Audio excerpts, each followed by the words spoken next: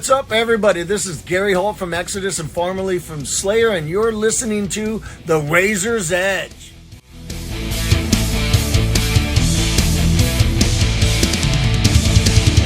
Hello, it's Kat from The Razor's Edge, and I'm here with Overpower. How are you guys? We are absolutely buzzing, Kat. It has been a blast, right? Yeah, I'm genuinely on cloud 9.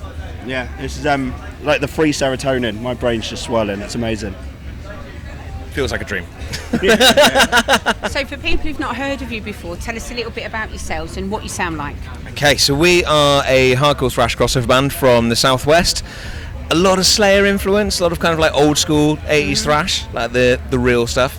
Kind of where, I mean, like a lot of the hardcore stuff that's come in, like since like Power Trip as well, that like modern crossover sound, Municipal Waste. Yeah, there's definitely a bit of waste in there. I mean, if you like Power Trip, then you're going to like what we do.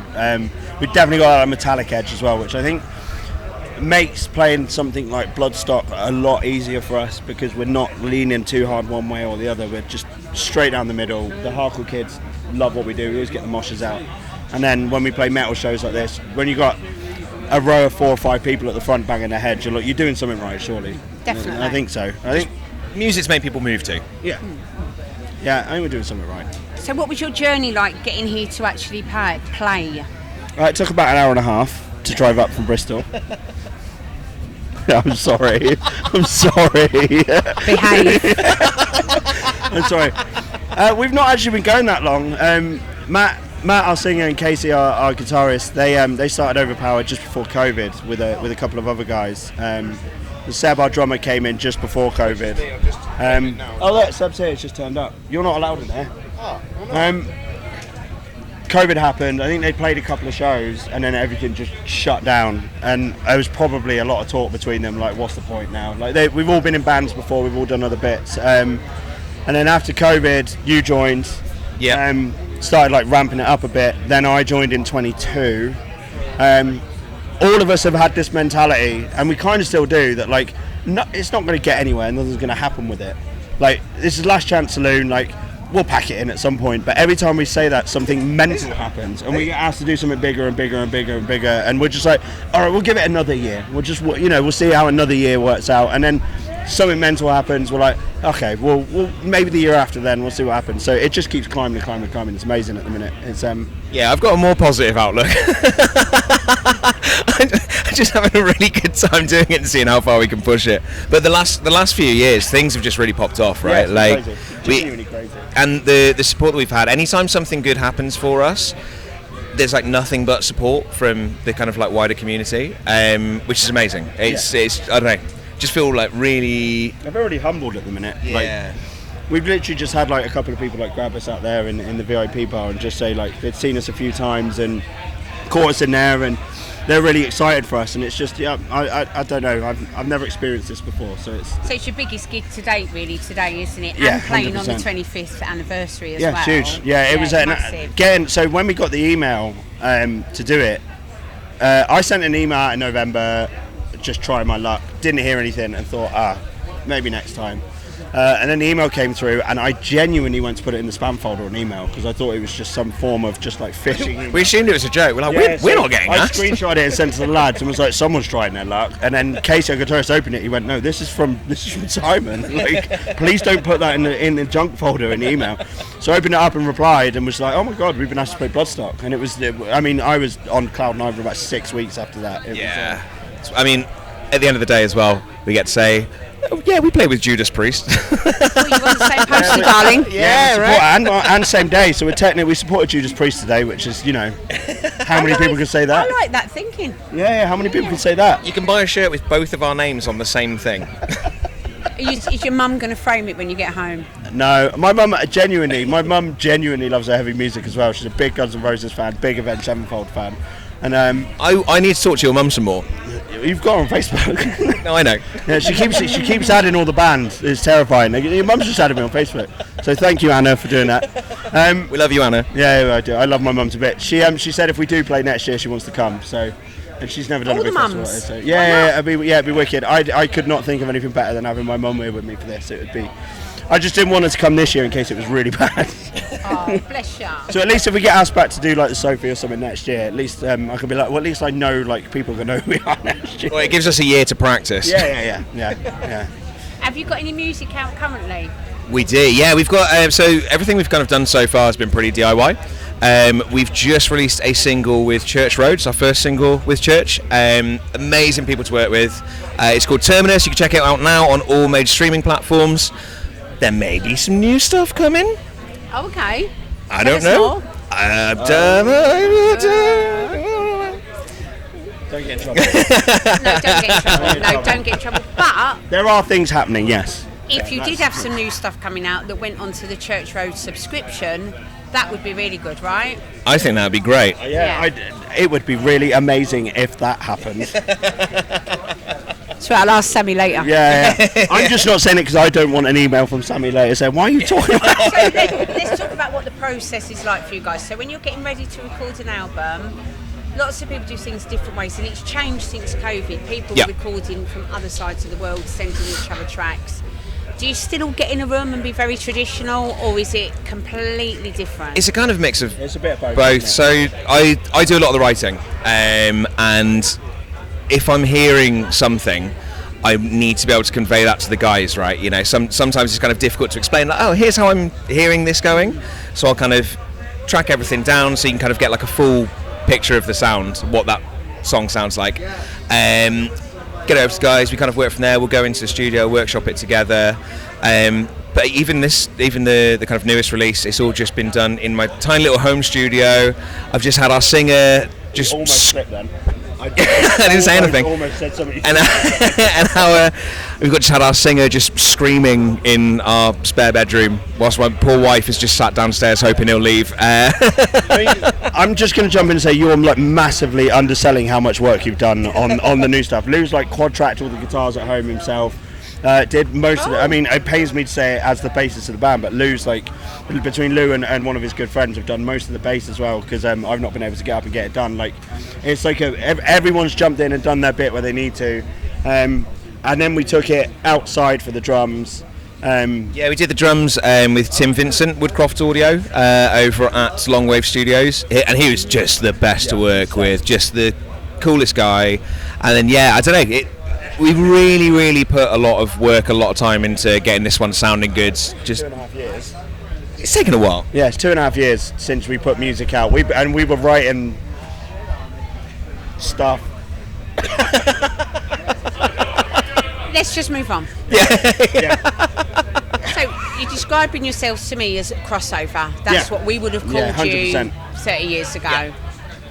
Why do you think crossover now is rearing its head again? Because it didn't go away, it was just quietly bubbling for a long There's only time. one correct answer to that, and it's Power Trip.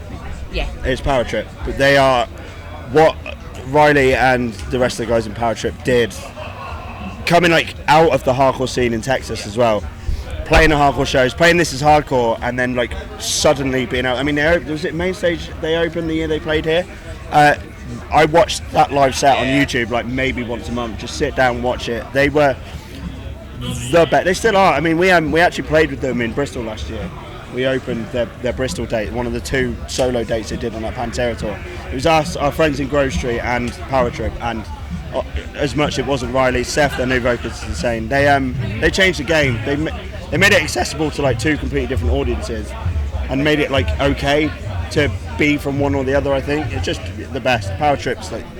And they also brought in that like old school, like the Ride the Lightning era Metallica sound as well into it. But I think in addition to that, you've got like everything now. Everything's online. Everything's kind of, there's so much just like artificial stuff going on. You have to maintain this online persona, and I think everything is streamed. Everything's online, and the kids just want like a real experience. So like hardcore shows, especially all the crossover stuff, they just want to go, put the phones down for a bit, go mental, feel something, have this cool experience with their friends, and it's definitely, it's really like the kids at the moment are just going ballistic, right? Massively over the last maybe year and a half, 2 years. Yeah. Well, that's the Malevolence-effect. Yeah, Malev, yeah. Again, like a band that came out of like the northern hardcore scene, as a and metal so band. DIY. So they're They still do DIY. everything, yeah. I mean, yeah. none of their bands are playing the festival, and they've got a merch tent here, which is why just not? wild. They're the best. They're grafters. We're drinking from cups with Guilt Trip all over it. Hey, Guilt Trip, we love you, boys. And girl. And When we Lily, think hello. further back, we had bands like Gangrene doing that, DRI. Yeah. And it We kind played of. with DRI the other day. I love DRI. Suit and tie guy. Yeah. We played with But them in it Newport. kind of as well. bubbled and went away a bit when lots of it. Well, for thrash grunge happened and all of those things, and it took a while to have a resurgence, because I think when we love metal as fans, we love it hard, but we're also really good at gatekeeping it. Yeah, and we want 100%, everyone to be in a tiny pigeonhole, don't we? Yeah. Your metal, your power metal, your Yeah. thrash metal. You know, Just the we labels. Yeah, absolutely, and we need to experiment a bit more. Yeah. I'm glad to see crossover back. I think Yeah. I think that's happening now. I think people are starting to experiment. I think Lou's right with like the younger generation that are coming up now. Like I'm the shows now. There are a lot of young heads starting to come to shows, and they're at the front. They don't stand around at the bar with their arms crossed like our generation do. Like there was a good period where you go to a gig and everyone's loving it, but everyone's just stood there. So everyone's got bad knees. Everyone's everyone's got bad bags. It's like I would have moshed. I would have moshed to this. It's like my favourite thing. Like I would have moshed, Really? but yeah. How I old mean, are you? I am 33. You're 30. Bad I'm back. 52 and I'm crowd surfing to Officer Down yesterday. To be fair, I've got 20 years on you, Yeah, I dude. didn't think I'd get slandered for not moshing anymore. I was getting that. You Come did yourself on. dirty then. Yeah. I was You did. I was crowd surfing for the waist. It was amazing. Brilliant. You got to. You've got to enjoy the moment. And Exactly. we really have to enjoy it, because we had the sad news about Lou from Sick of It All, Yeah, rest in didn't we? peace. Not so long ago, and that's really sad for the scene, because he was a real purveyor. He was really positive. Yeah, even Waste, And I he gave him a was shout out, really- didn't they? It was Yeah. it was lovely. A lot of bands have, and I think Yeah. Life of Agony did as well on Friday Yeah, of course it did, as yeah, well. And it's really good to see Life of Agony. It's really good to see Hatebreed, who come a lot. Madball in Yeah, next year. Biohazard as well. Biohazard was fucking Biohazard would insane. have done it as well. So it's good to see that sort of thing at a metal festival, Yeah. and it's opened the gates for everybody else, which is really. Yeah, is it really Madball positive. headlining the Sophie next year, aren't they? Yeah, and that is going to be. Yeah, it's going to be mental. bonkers. Absolutely mental. Yeah, I it's haven't even gonna having be like bonkers. Stamping Ground back at the minute. It's just like crazy. Like Stamping Ground just like suddenly come back, and it's I like spoke to Adam yesterday, because obviously I don't know if you know, but Gav from Damnation Festival. Yeah. He had his first ever one. Yeah, in 2005. Right. And he got them to reform for the 20th anniversary Yeah, last like, yeah, year, last which year, was wasn't absolutely bonkers. That was all down to him. All I soul got, I couldn't walk on Monday, literally. And it's just kind of rolled, and they've gone with it, and they've done Uprising, and it's really good to see them back, because they were always really top notch. Yeah. And I think it's great that the old and the new can get together and be on the same 100%. bill. Yeah. Yeah. Stamping Ground, Cheltenham, Yeah. represent. Yeah, they are good guys. Oh, Some of them, Adam's London. Yeah. yeah. Yeah. So You it's just want to shout. I just want to shout out Cheltenham. Yeah, Cheltenham. I just wanted to talk about how posh he was for a few minutes. Oh dear. Oh dear. There's definitely But not I it. think it's good, and in times of such adversity, where everybody has got their own struggles, Yeah, I when we think- can talk about something positive, I think it's really good for people. Without getting too deep, I actually had this conversation with my fiance recently. Like, metal's like back at the forefront of everything at the minute. It's definitely on the rise again. It's definitely getting more popular. It feels like it did when I was at school. And when I was at school, we were going through a sort of similar thing with government changes and a lot of recession and a lot of like hardships and stuff.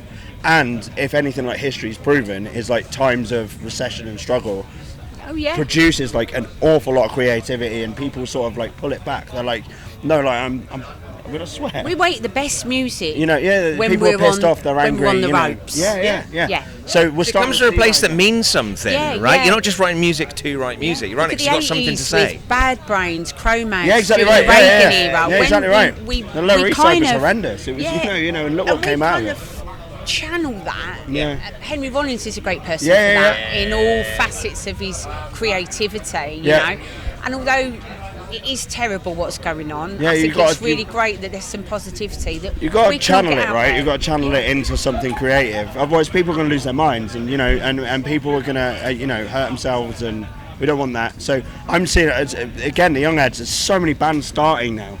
like younger people starting back, rather than just like coming to the gigs. They're like, do you know what, I want to do that, which is absolutely insane. It's so good. And Metal to the Masses is such a good format and opportunity for any band to kind of just go along and kind of just for some of the bands that do Masses, just having their name on like the Masses flyer is enough to like get them noticed. Like just being on a Masses flyer is enough. Yeah, and I think one of the challenging things when you're first starting out as well, it doesn't really matter how good you are as a musician, how good you are as a band, right? Getting those first shows under your belt as well, and even if you've been doing it for like 5-10 years, getting shows with a bit of reputation behind it. Metal to the Masses kind of gives a lot of that to people, you know, and if it makes people push it, if they can get, I don't even know how many rounds it goes for. It's 3 or 4 rounds, I think. 3 or 4 rounds. So that's 3 or 4 great shows that you kind of like guaranteed that's to do. That's every county. Where someone can pick you. And it is voted for. We've judged it before previously. Okay. It is voted for by judges and fans. Yeah. It's not just Bloodstock have a say who goes. Right, yeah, It is genuinely, people are watching you and you're being scored on, you know, lots of things. I'm going to be like brutally honest here, and we've been asked a few times to get involved with the Cheltenham Metal to the Masses. Yeah. And we have said no for no other reason than we were genuinely terrified of losing. Genuinely. So again, when we got the email from Simon, like offering us to play, I was like, oh my god, thank God. Yeah, I genuinely was terrified, because you're up some of the bands that play these Metal to the Masses. We're a thrash band. We're loose. We're fast. You know. No. You may not perceive yourself as polished like a lot No, of people. exactly not. You know, I get we're a that. thrash band. The first thing we got asked when we turned up at the stage was, did we use in-ear monitors? And we were like, no. And they were like, oh, okay, right. Just turn it up. Yeah, we're a thrash band. Thrash has always been feral, mate. Yeah, exactly. And gotta be always will be feral. And if it's not, it ain't thrash. No, exactly Absolutely. right. Exactly So right. what can we expect from you guys in the next 12 months? Anything you can tell us about? Not the album. Oh. No one said anything. No one said anything. Like Well, look, we're gonna be having some new music coming out. I think at the end of the year you're gonna start hearing something. We are absolutely rammed with shows, aren't we? I think the next 10 weeks of gigs. Wow. We're not on tour for 10 weeks. That sounds it made it sound like we're on tour for 10 weeks. We're not. No, we're basically on tour for 10 weeks. Yeah. I've got a big coach out the back for later. We got a Monday. We've all got Monday to Friday 9 to 5s, and when those are done, on the weekends we've got gigs. So we got like 10 weekends straight of gigs coming up. Then a bit of time off over Christmas to start getting ready for next year. We don't have any time off over Christmas. You keep booking gigs. Oh yeah, that is right. I do. I've literally just booked a gig in for like the 21st. Awesome. Brilliant. I'd like to apologise to my wife already. Yeah, and my fiance. She's absolutely furious with me at the minute. She just wants a nice weekend away, and I can't. It'd be lovely to have a holiday. Yeah, next year. You were bad to say that maybe on playing record. Hellfest and going on holiday to Hellfest counts, right? I think this year we've just been. Basically every weekend this year has just been doing it, and we've And like you say, your loved ones are kind of supporting that. Oh, putting And they some are of so their stuff supportive. on hold. My fiance is so unbelievably Yeah, supportive. there's not a chance. We wouldn't be doing it if we didn't have that support back home at all, right? Like we couldn't be luckier. And No. the fact that we've started kind of getting some opportunities like Bloodstock, this is crazy. My wife was buzzing. She's been messaging me the whole weekend like, oh my god, how is it? What's going on backstage? That's so lovely. Have you seen Zach Wilde yet? Well, now we know we're why not she's allowed in there. texting. Yeah, that's It's all she the wants. kilt, right? Yeah. That pose in the kilt. Yeah. We tried to get back there, but they said, you are not coming back here. Not with those purple wristbands, you know. Well, it's been lovely to talk to you. Thank you And so we much. Thank you so much, will Kat. Look at what's coming the next 12 months. We'll keep an eye on you. Keep an eye. You can find us at Instagram. We are at Overpower Thrash, all one word. We are Overpower all over the internet, everything. Overpower Thrash. Check us out. That's where we're going to be posting everything. That's probably where you're going to be hearing stuff from us.